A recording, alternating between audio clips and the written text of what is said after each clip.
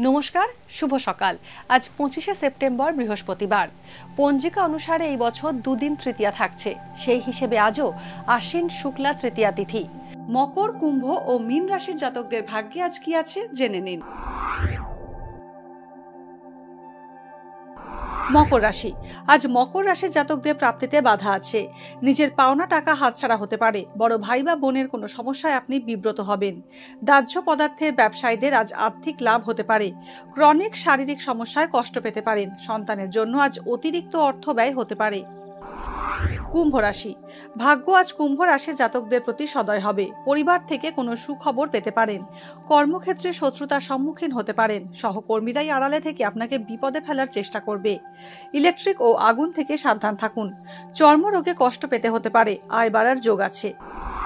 মীন রাশি। আজ নতুন কোনো কাজ শুরু না করাই ভালো মীন রাশির জাতকদের। বিশেষ প্রয়োজনে আজ আপনাকে কিছু অর্থ ব্যয় করতে হতে পারে। চোখের সমস্যায় কষ্ট পেতে পারেন। অংশীদারি ব্যবসায় লাভ হতে পারে।